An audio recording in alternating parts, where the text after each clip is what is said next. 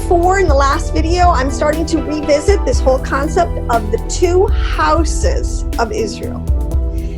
This is absolutely foundational, fundamental. This is probably one of the biggest areas, in my opinion, that has been lost and underemphasized and not properly taught in both houses. I have been at this for a long time, and I have really tried to find the roots. Where are the roots of this concept of birthright blessing? They show up in Abraham. Abraham receives both of these, the birthright and the blessing.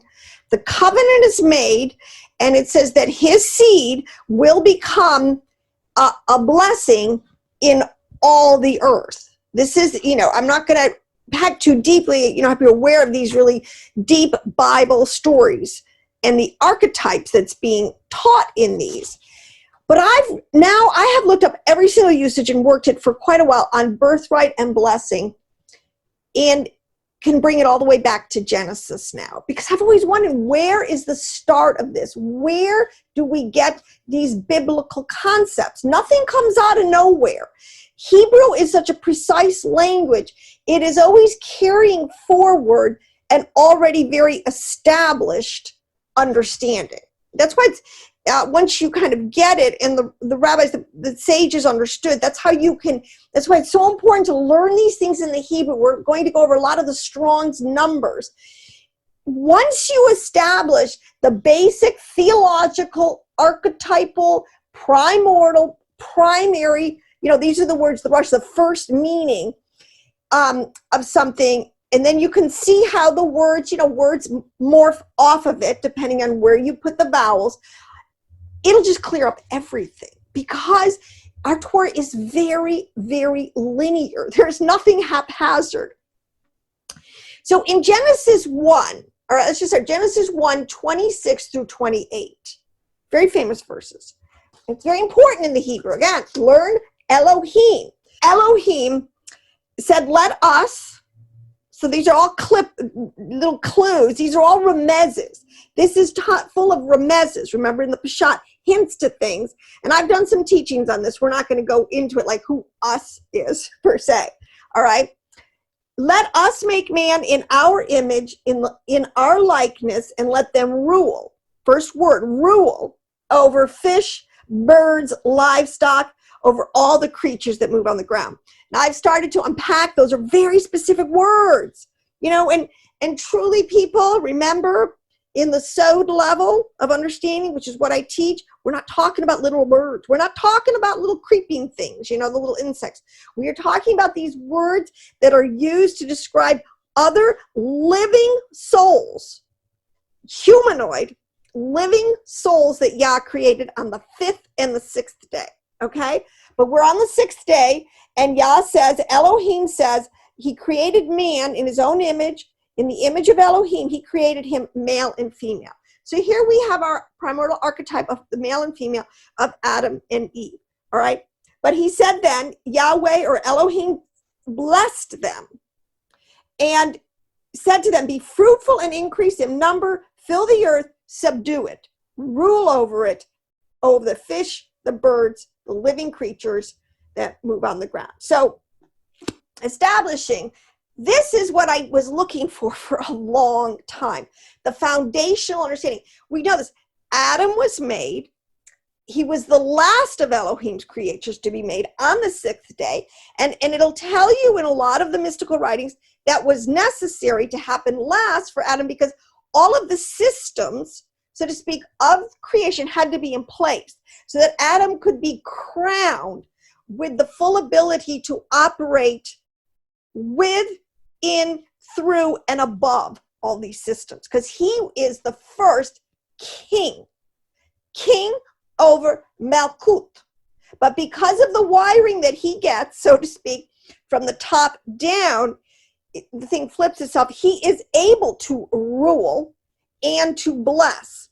These are your two words. To rule is the birthright. The birthright, and I'll just flush that out a little bit more, and the rights of the firstborn. So when you think of birthright, you have to think of the rights of the firstborn. When you think of blessing, actually the first usage of it, to establish it, that Yahweh uses this word blessing, and we're going to get into its roots and what it means in Genesis 1:22, when he's talking about on the 5th day, the living souls, 3 categories of living souls he made, and he was wanted to be fruitful and multiply. So in the word blessing is always a concept of being fruitful, of multiplying, of abundance, of blessing. All right. The opposite of blessing would be a famine, right? I mean, we don't have to go too deep to kind of get this. But these 2 words do have their origin in Genesis. This explains what the boys Cain and Abel were doing, why they felt it was necessary, what Adam and Eve were teaching the boys in sacrifice. This gives the backdrop to this whole, because sacrifice, again, didn't start with the temple period. It is one oldest traditions known to man, and especially in relationship to Elohim, God. All right. Now, let me just say these words are very specific. So we have established the archetype that it is Adam. It is the Adamite. And this is why in Hebrew, I'm telling you, you have to learn, in my opinion, the root words. You always have to look up the word in its Hebrew, find out what it is. I've taught this a lot, like in the different, the 3 levels of the soul, the body, soul, and spirit. In the Greek, okay, fine, you got body, soul, and spirit, but it doesn't tell you the information that you can get in the Hebrew when you understand the nephesh, soul life in the body, the ruach, soul life that's in our emotional life, in our, sort of the middle part of us, and then the neshama, this breath is that was breathed into Adam, is what I said. What was breathed into Adam, that he became this quote unquote living soul, the highest ordered being, was the neshama, the breath of Elohim. Very specific concepts that are being delineated here. We're at the end, in my opinion, of the time of the Gentiles. The 2 days of Mashiach are done. The gospel, quote unquote, to the nations has gone out. Every people group has heard that there is a way home, so to speak. And it's an oral, it's a hearing, it's a speech. That is what is told. It doesn't have to have every Bible in everyone's language. This is accomplished. So what's the next step? The next step is the restoration, as I've said, of the 2 houses.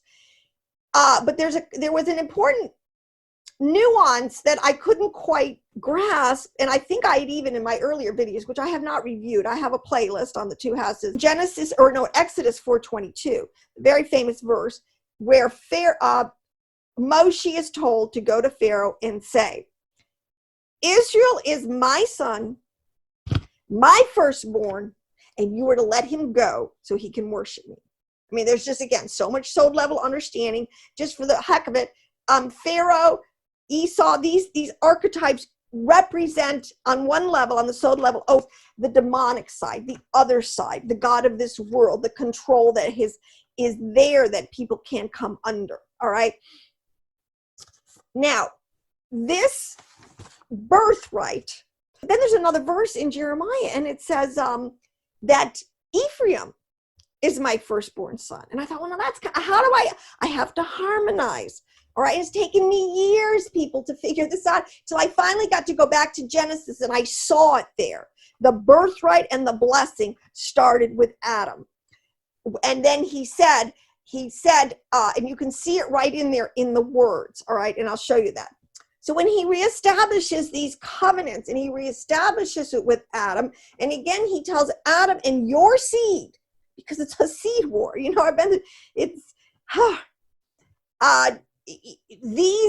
saying to Abraham again, I will establish a covenant, and with you, with your seed, which I shall multiply. Again, this whole concept, fruitfulness, multiply, making a huge increase.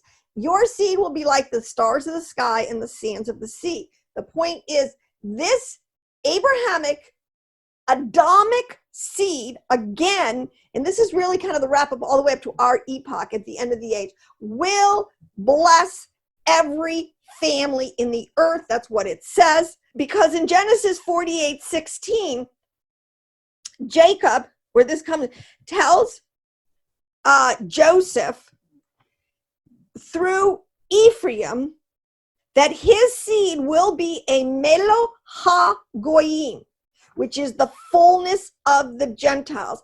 And that is where Paul gets it. So we have two things going on here. We have a blessing through Abraham that is going to be a melo ha-goyim. That is the word in Hebrew. Look it up. It means fullness of the Gentiles. Then we have the birth. So what I finally understood, and this is how I'm going to teach it. I think I'm correct. You do your own research and you stand approved. I mean, I feel I stand approved now. I believe this. I've kind of satisfied my understanding. But to Ephraim, and I said it last time, both houses have the birthright. They actually the birthright was divided into three of the tribal groups. Judah, most people should understand, got the birthright. Ephraim, and these are code words, and you can follow in the storyline exactly what people group is being delineated, became the melo ha-goyim, the fullness of the Gentiles. And then you had the priesthood through Levi, and that's another story. I'm not going to go into that one today. The Melchizedek priesthood. All right, so let's just do this. Okay, the birthright, because what I understood when it says that Ephraim is my firstborn, it's not saying that Ephraim got the birthright. What it's saying is Ephraim, and it says right there in the Hebrew, Ephraim got the blessing, but the point is you cannot get the blessing unless you actually have the birthright. In this instance with Abraham, they go together. This is part of the strategy of Yah, how these birthright blessings were going to be divided. Ephraim has a portion of the birthright, and it's called the blessing. All right, that's why you could say Ephraim is my firstborn. Ephraim is a firstborn. So the nations have within their firstborn sons. They always have, which has been a blessing on all the earth, as we will continue to see. But now, the birthright comes from, you can follow this along in Strong's. This same word, these roots, progressively build on each other or kind of give little different aspects of this whole concept where you change the vowels and sometimes the dagesh and things. But the first 1061 is a word, it means Bekor. Now, Bekor, B-E-K-O-R, and you take the vowels, Beit, Kof, and Resh. Now, this 1061 is the word first fruits. And because, again, Israel was an agricultural, and the whole world, and it says here, be fruitful and multiply, and in the Genesis is talking about plants and everything, animals, everything increasing. This first fruits, because there's a lot of sod level understanding that is packed into the concept of the three harvests of Israel. Certain fruits are fruits and spices, these are in the spring, certain in the summer, and certain in the fall. It's not any kind of an accident.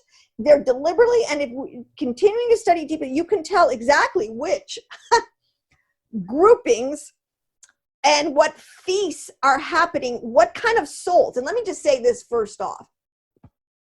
First fruits. Fruits in the sod level understanding refers to the word soul. All right? I'm just telling you, that's how they're coding it.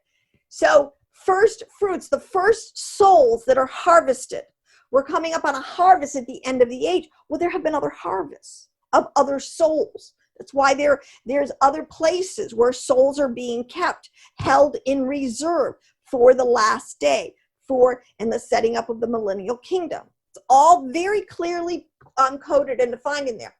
But the word we get that is most used in this context is Strong's 1062. It is the word barakah. See, and if you have to, or bechora, okay? This comes from, again, the root word of 1069, bakar. Again, we have always the same, a bet, a kof, and a resh. but you put in different vowels. So this has an A and an A in it. This has an E and an O, okay? The bekor versus the bakar, but it means to bear new fruit.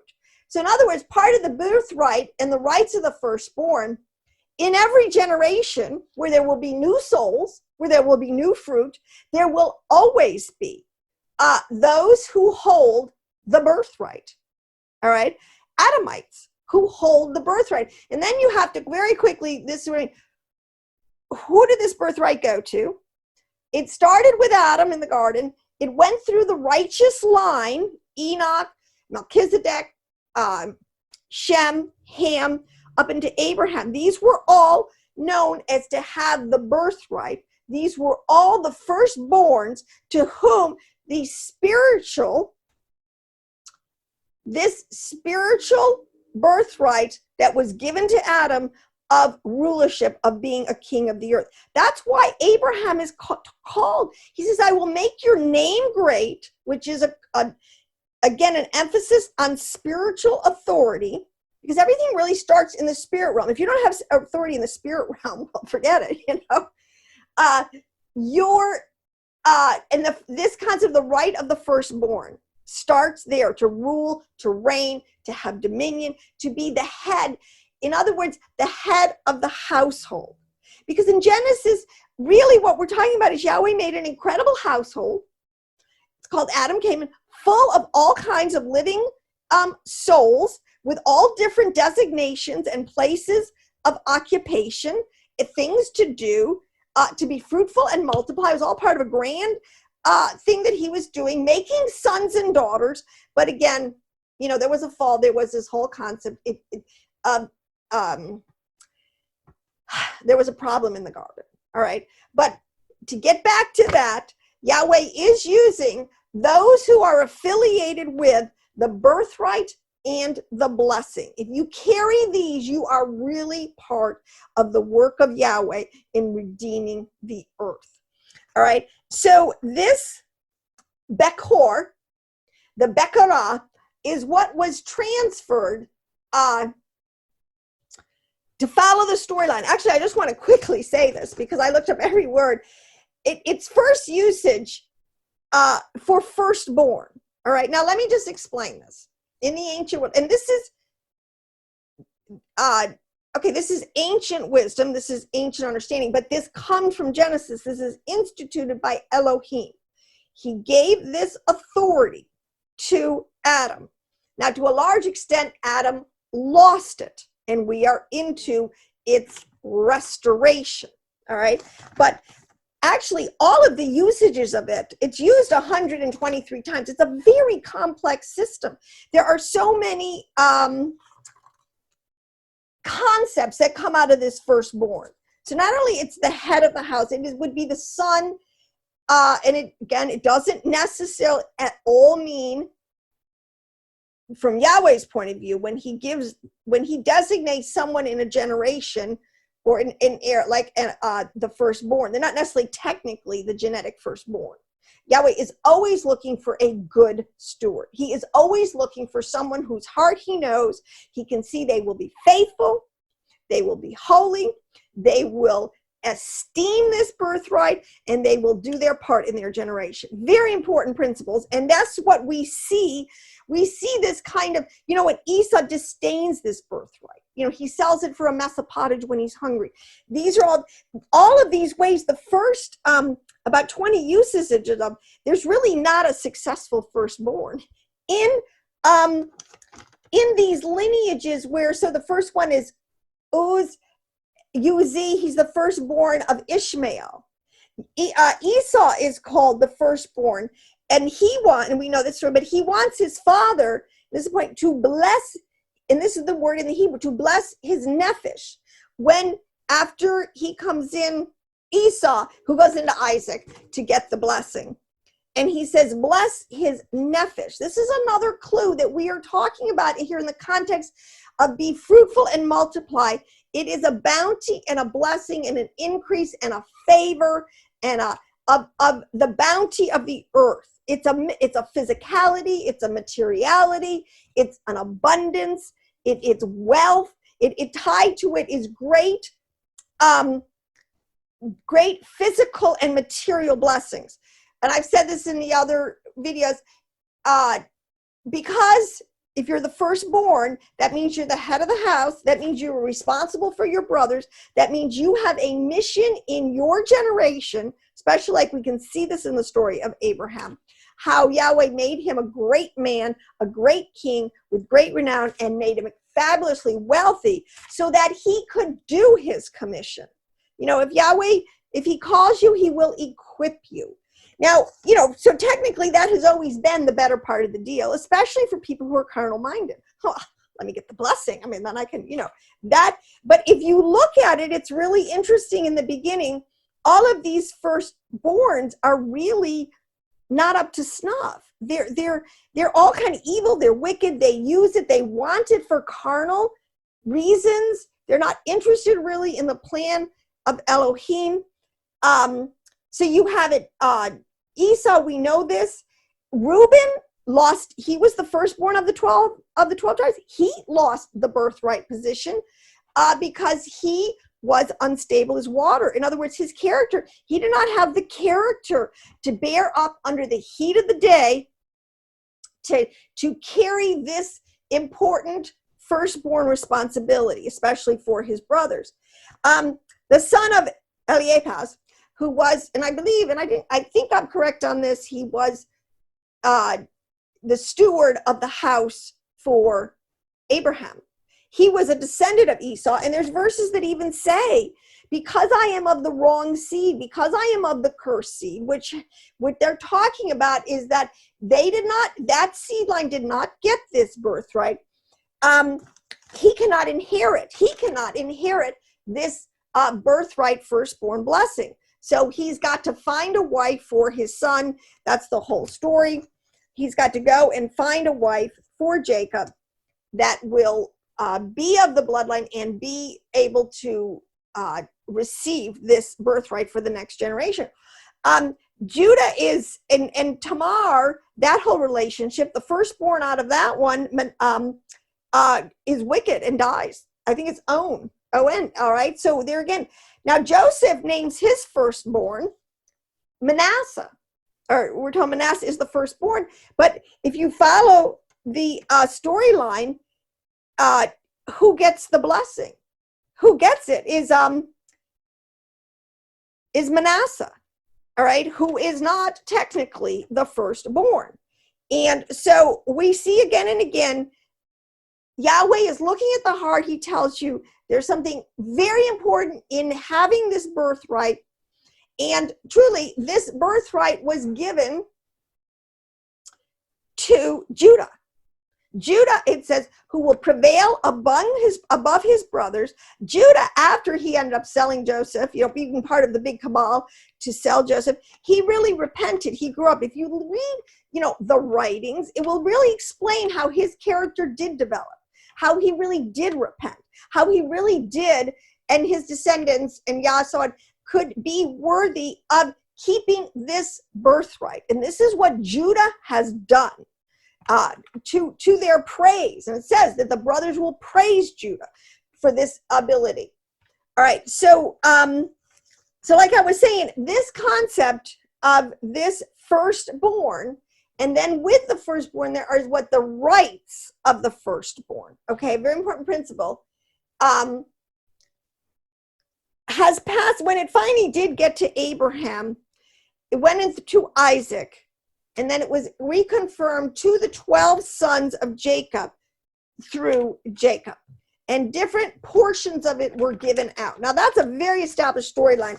But the concept that what's kind of gotten a little bit lost in this whole, I think, discussion of the two houses, and especially from the Jews' point of view. I mean, I love Judah, and I have always given Judah a big pass, but in this one, can't, because this is a front and center discussion now, because so many Jews in Israel, like I said, are becoming messianic.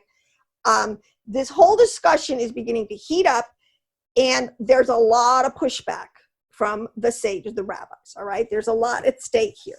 But if people, again, just humble myself, if you want just the truth, and you don't want to have to defend your particular piece of the puzzle or the way, whatever, you'll find it. Otherwise, it really is quite a mess. Now, the birthright was the first thing that Esau sold in our storyline for a red lentil stew, all right? And that has a lot of, red is a very important understanding in that. Lentils, but that's sowed level understanding I'm not going to go to today. But I'm telling you, this is why these words, every word has if there's a remez in it, there's a hint to something deeper. Now, so we're following across for the birthright, Bechor, Bakar, the first fruits, and the Bekarah always has to do with the rights of the firstborn, okay? Now, the second part of this thing is the blessing. This is a totally different word with a totally different concept. The blessing comes from this root word always of 1288, and this is used in Genesis, all right? Actually, 1288 and 1293, so the Bakar, they're very similar. See, this is what's so great. This is why Hebrew is so precise. You have to pay attention to the details, to the language. Barach, the K is at the end. It's a bet and a resh, but then you get the cough at the end, okay? What it means, and it really means to receive a blessing, but the concept is to kneel and receive a blessing. There's a concept of humility in this. There's a concept, and this is why kneeling is very important. This is why in the blessings, there's you bow your head. There's a receiving going on, all right? Because you're receiving something tremendous, and there is a humility built into it. But so the word kneel is built into this word, but it means a blessing, all right? It means divine favor. I mean, who doesn't, have you ever tried to do something, and try to get success when you don't have divine favor? It's very difficult. So anyways, the other roots that come from this is the 1289, Barach, which is really the Aramaic. So this is what happens a lot. So this is in the Hebrew. This is more the Aramaic. Barak, same word, same meaning and everything. Then you have the Ni, which is sometimes it's used for childbirth. Again, this is why there's such an emphasis. This is why in the ancient culture, children, the firstborn, the first of the matrix breaks the womb, who is the first. The strength of there's is this the virility, the strength of the man, and it breaks the womb of the woman. That's a very important concept here. But basically, it comes down to 1293 in your Strongs, Barakah. Okay, so we've got Bera and Bechor. Very important. They're very similar, but they're very different. So this is why it's important. This is why with translations, if you're looking at these in the translations, you'll never see this because it's been lost. All right, but it's being restored. So again, in this is the kind of fruitful, multiply. This is what it says in Genesis. It is the blessings of they said to give to Joseph, of the womb, of the deep, of the breast. These are all things of the land will give its prosperity. These are all part of the blessings that will come about. One thing that's important, which is very interesting, again, a little more so level understanding here, in the story of Joseph, he brings his two boys, Genesis 48 and 49, the story where Jacob is sick and he's old. So they know you always pass the blessing on towards the end of a person's life. It's like making your last will and testament. Who are you going to give all your money to, right? And all the children will get a portion, but whoever is designated to receive this blessing gets the bulk, gets the lion's share, and it's not to be used for just carnal consumption. It is because it is needed, because the responsibility to take care of and to be able to raise an army if needed, to protect the seed line. I mean, this is in many cultures, but it's especially prominent in our Torah because this is exactly what we see coming down between our patriarchs, all right? So when Manasseh's the firstborn, when Joseph brings them into the room, he places the boys in front of Jacob, and he places Manasseh on the right side, so that Jacob just has to take his right hand and put it right on the kid's head. It's always the right hand of blessing. The other thing, this is what very important in the Bible, the left hand and the right hand, they symbolize different things. The left side and the right side, all right? And the right side is the side that carries the blessing. That if you get the right hand on your head, that is totally telling everyone you're receiving the blessing, the right hand, all right? Blessing. But what happens is Jacob crosses his hands, right? And he puts his right hand over across onto Ephraim's head. And then flip side, he places his left hand on Manasseh. Again, this is so interesting because, again, Manasseh was the firstborn, he should have got it. But what did Jacob see? What did the Ruach, again, looking inside? This is what Yah says, I don't look at the outward appearances, meaning I'm not looking at birth order. I'm not looking at what you see. I'm looking at the heart. And there's something in Ephraim, which is even more funny, because if you read deeply into the writings, you'll find out they'll say that Jacob, like, almost gasped. He did this through a leading of the Ruach, and then he kind of gasped at this. He's like, who are these? And he's seeing, these people, I just, we could understand the level of prophecy, the level of intimacy, the level of, really, it is prophecy to see. All right, these are not normal guys. These are giants and kings in meditative, in how do I want to say this? They're spiritual giants. All right.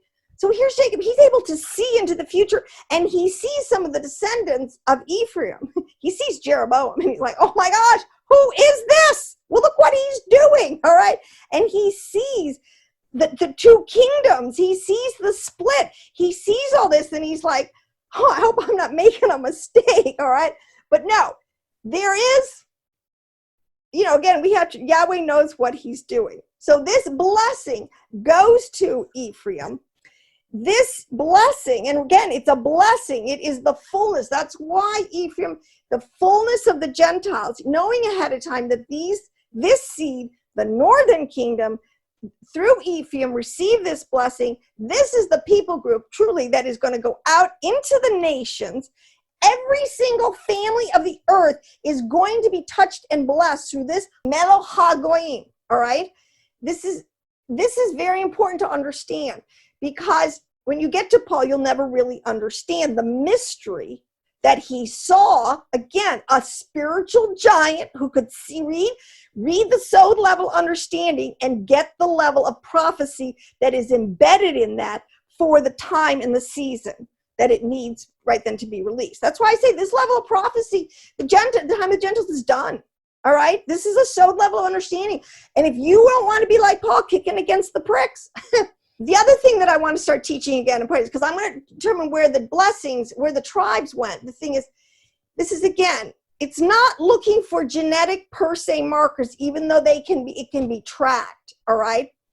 Not all Israel is of Israel. Built into this is a genetic marker, like a honing device, like a GPS, to anyone who has this seed in them who wants to respond to the gospel. So we are not just we are talking about the mixed multitude that is like makes up basically most of the earth. All right. Again, at this point. All right.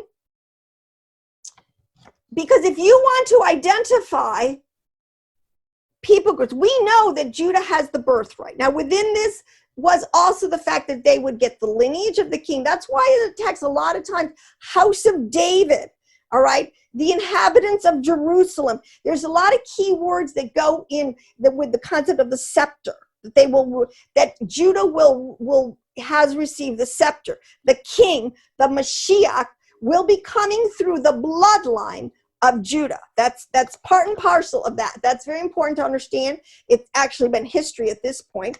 But the second coming of Mashiach, Messiah ben David, will also be a Davidian prince. You can't get around it. All right. So Yeshua, the first time, even though he was in the archetype of Messiah ben Joseph, he was of the genetics of the birthright lineage of the house of David, of the Davidic princes. Okay, you see, but within this, in the birthright, Judah, it's told in the scriptures, all right? There are only about 15 million Jews in the world today, all right? Now, by anybody's mathematical estimations, that is not a multitude. That is not a fullness in the whole earth, all right? We're a couple billion. So 15 million is what is called a remnant. And that's exactly what Judah is. Judah, and will be praised because it has the only tribe, and those who have, these are code words, who have affiliated themselves with Judah all from the beginning, all right, all through the exiles, will have, is a remnant. There's no getting around it. You know, in the USA, there's about 6.5 million Jews. In Israel, there's more in America, actually, than there is in the land. I think there's about 5,500,000 again in Israel. Then you have France, Canada, Britain, Russia, Argentina, Germany. Those all have the bulk of the Jews in them, all right, these countries. But Ephraim, this is the point, the blessing through Abraham, and this is why, again, the Abrahamic religions are important, why every family in this will be blessed through Abraham, because they are the fullness through Ephraim. And this is the other thing I wanted to say. Ephraim is a code word for the northern kingdom, all right, because they were the strongest tribe. They received, was actually on the head of Ephraim, that this blessing was locked down and transferred, all right? But there were many other tribes. Like I said, there were 10 basic tribes affiliated with this northern kingdom. And it's a fascinating story.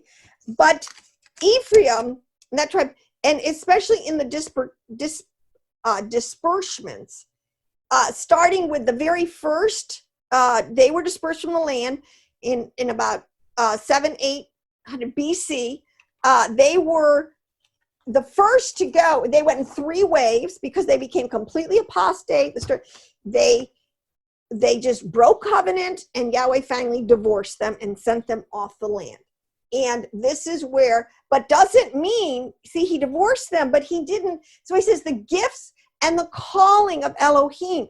Judah, totally, you know, both of these, and this is what I show them in the next video, both houses have done a deplorable job. I mean, you talk about deplorables in one sense. I mean, yeah, the story of both of these houses being full of idols and being at points worthless to their Elohim in terms of giving him glory on in all the earth. Okay, that's part of the story. But in the end, it is from these 2 groups, the Melo Hagoyim and the remnant of Judah, where all Israel will be collected from. All right, and it is so. In my opinion, when the Jews are trying to say, you know, they don't know where the lost tribes went, I don't think that's honest anymore, because I think there's enough understanding. They do know where a lot of the tribes went. But my point is, it's not. I'm not preaching to anybody British Israelism. I'm not preaching just, you know, the Northern European tribes who founded this nation. And that's very accurate and true. But this seed, and I want to put it, is in all the earth. This is the most amazing story. And there's enough information out there, but it has been so buried and hidden it by both houses. It's amazing and astounding. But as I have said, this is extremely important to understand. Israel is my son and is my firstborn. And that is the phrase that Moshe was told to tell Pharaoh when it was over, when it was game over, the deliverer was sent, and their redemption drew nigh. Well, back to, you know, fast forward, here we are at the end of 6,000 years. I told you Pharaoh is a code word for the demonic realm or for the God of this world. And Yahweh is saying today the same thing to the nations.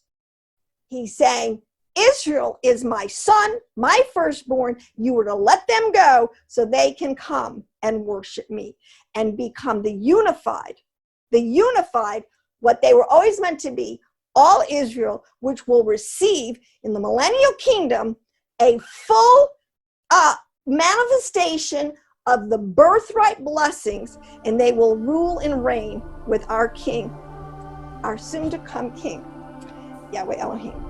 So I hope that cleared up a few things, blessed you. We're going to come back in the next video, and I'm going to give you again 2 houses. We're going to talk about, oh my gosh, it's so, when you see this, it's everywhere. 2 houses, 2 nations, 2 families, 2 sisters, 2 sticks, 2 olive trees. I mean, it's over and over and over in archetype. And, you know, as I said, the prophets were confused, and we're coming out of our confusion into a glorious way. So on that note, shalom.